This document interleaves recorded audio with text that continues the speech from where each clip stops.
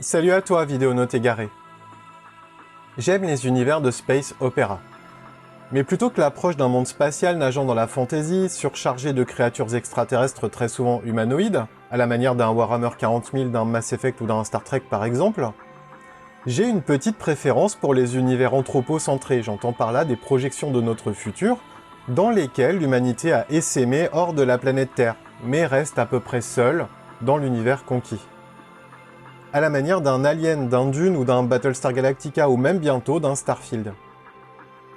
Pour Battlestar Galactica d'ailleurs, lorsque Ron Moore a présenté son projet de remake de la série télé des années 80, il avait annoncé que son approche visuelle et artistique serait naturaliste.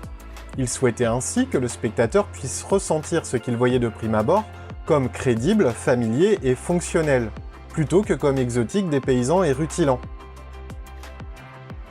Regarde les images qui courent en même temps que je te parle là. L'action est posée dans un vaisseau spatial militaire, parce que l'humanité se déplace dans l'espace avec facilité et est même établie sur 12 planètes, 12 colonies. Et bien là, dans cette scène, tu peux voir le commandant Adama dans ses quartiers parler à un officier sur le pont. Et pourtant, alors qu'on devrait s'attendre au top du top de la technologie, on trouve des bouquins de papier entassés en bordel. Adama porte encore des lunettes et l'officier tient une fiche de papier dans ses mains. Et la cerise sur le gâteau, les téléphones ont des gros câbles.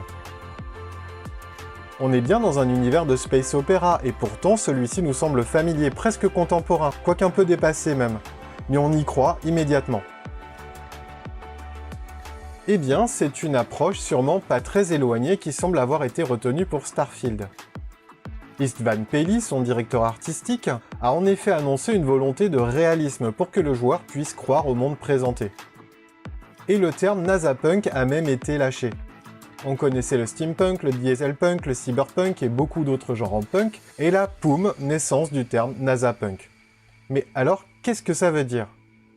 Eh bien, le terme punk, utilisé comme suffixe, sert souvent à désigner un monde de fiction spéculative, un monde se révélant d'ailleurs souvent assez aliénant pour l'humanité. Grosso modo, on prend une époque de notre histoire, on regarde sa science, sa technique, sa technologie, et on spécule sur ce que pourrait être le futur à partir de ça, jusque dans ses dimensions les plus aliénantes et étouffantes pour l'humanité. C'est ainsi que le steampunk et ses machines à vapeur parfois extravagantes et souvent envahissantes pourraient être une vision futuriste du point de vue de l'ère industrielle. Tout comme le cyberpunk qui pourrait être une vision du futur du point de vue des années 80-90. Mais alors, comment ça va se traduire dans un monde comme celui de Starfield, le terme nasapunk ? Eh bien par, et là je cite le directeur artistique, une filiation entre la technologie spatiale actuelle et les extrapolations au cœur du titre.